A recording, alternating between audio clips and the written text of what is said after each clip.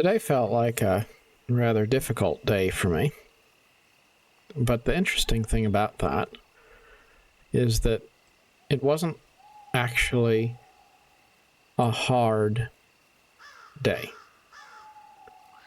I took the day off and I had a couple little things I had to do.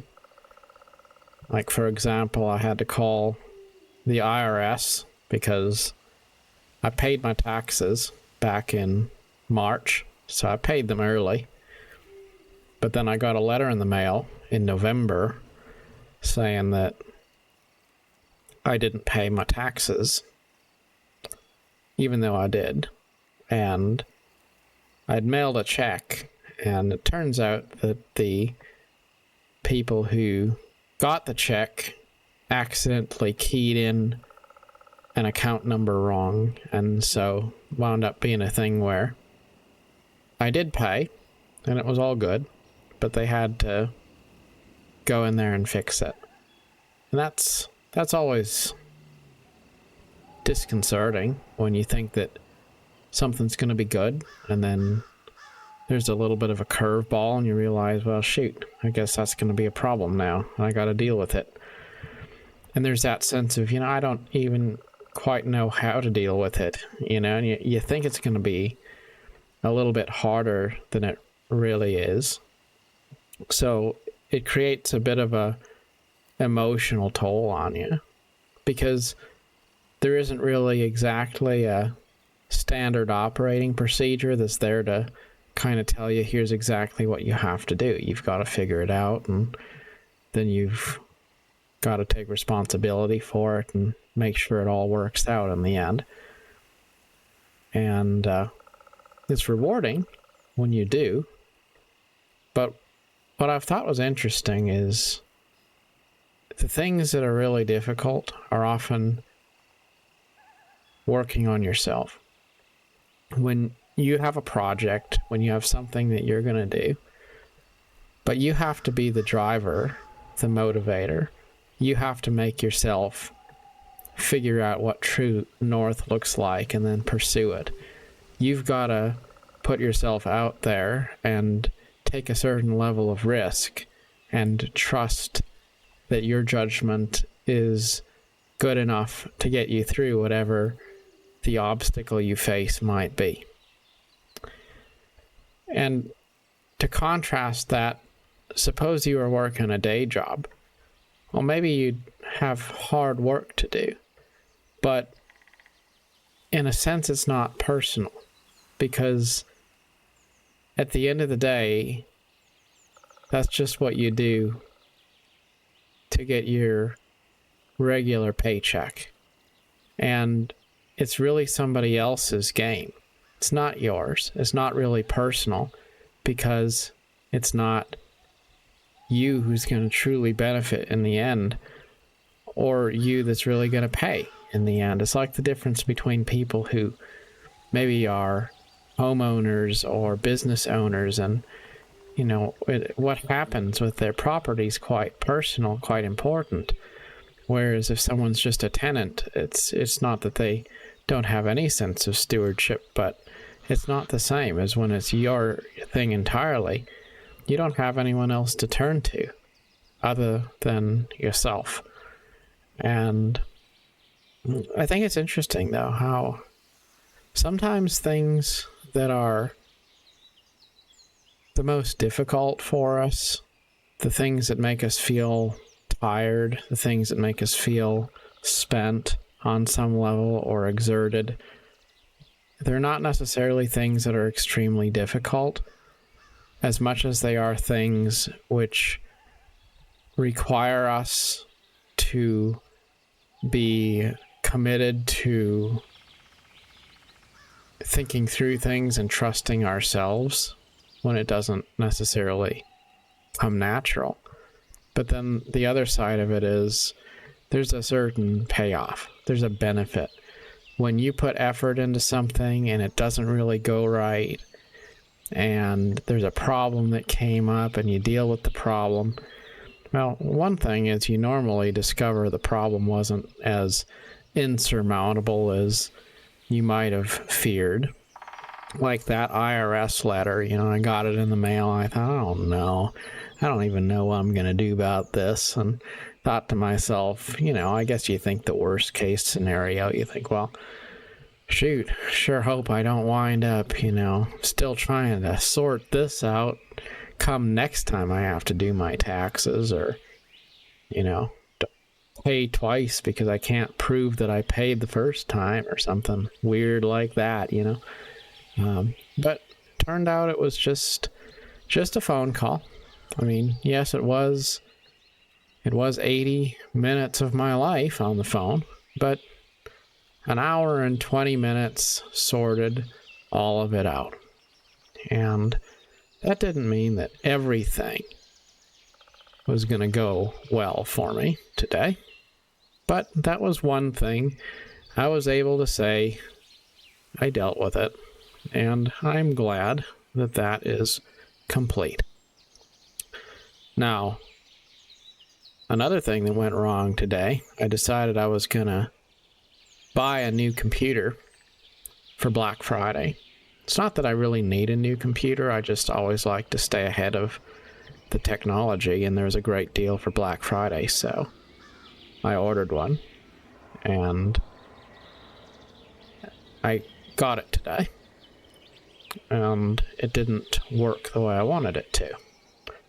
Turned out, I don't know exactly what's wrong with it, but the GPU just doesn't seem to work, so not entirely sure. Maybe it's a BIOS setting, maybe it's a totally dead graphics card.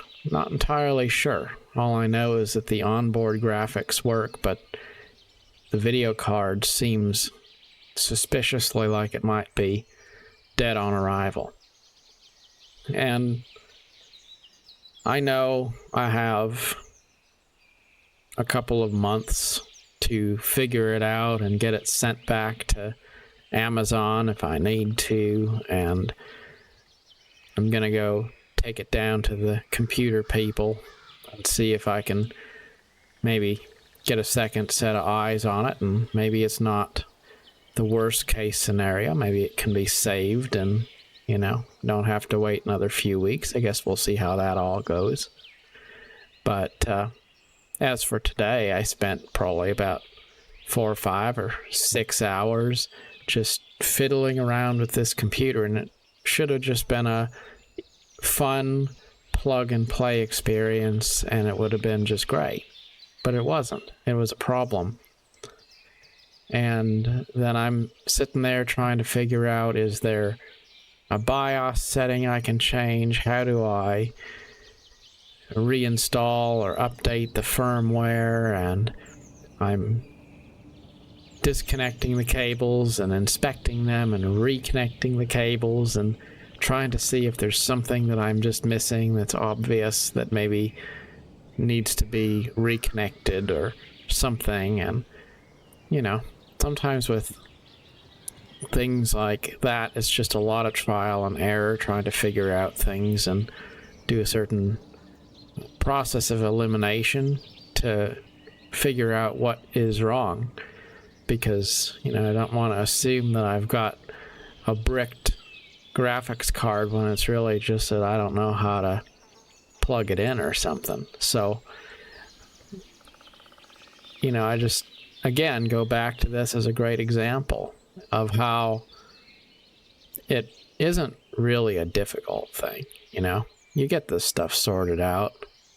Maybe worst case scenario is I gotta wait a few more weeks and something has to be sent back in the mail, or spend a little more money to get something fixed, or I don't know. Not too worried about it. It's not really about the worry. It just goes back to, it's so tiring and it's draining when you have something that doesn't necessarily have a clear solution, and you have to take responsibility for it because there isn't really anyone else to turn to for guidance other than your own best judgment. Doesn't mean there's not other resources out there, but it's just different than the stress you might experience in your day job. And the truth is, when you're trying to do things in your personal life, you may well find that the hardest part of your life is all the stuff that doesn't happen at your 9-to-5 job. You might come home from work and you'll be tired, but you won't be tired in the same way that you'll be tired from working on yourself, from trying to do the things that you have told yourself you need to do. Even if those are fun things, even if those are things that you enjoy, it's still very tiring and very emotionally draining to set a course and stay the course when that's a course you have set.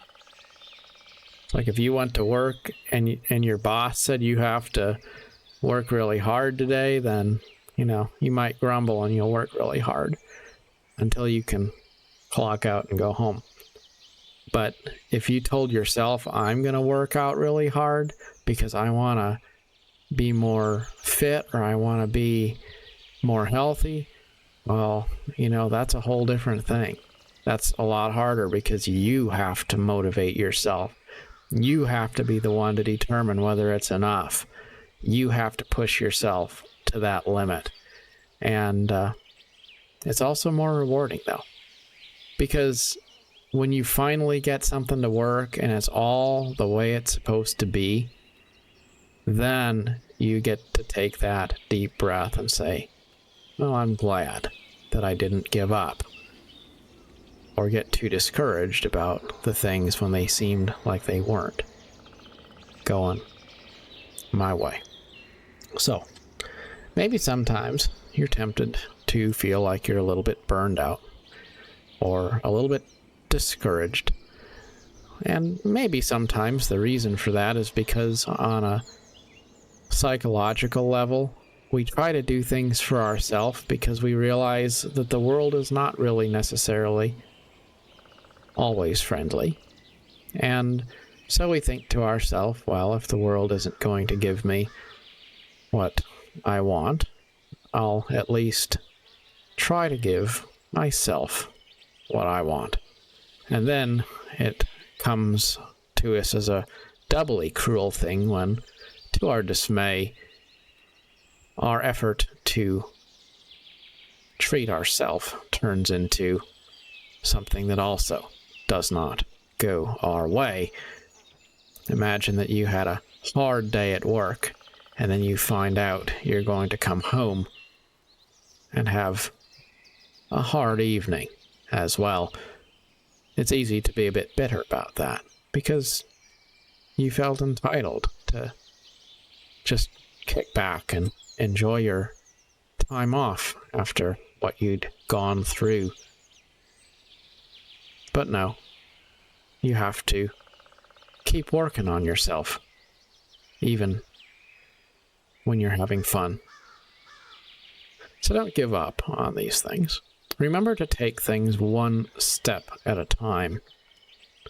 And sometimes it's also important just to disconnect from that big picture feeling of having to get your head wrapped around the entirety of the scenario. Just focus on the part of it that you're dealing with right now. And then you can always figure out next steps after that.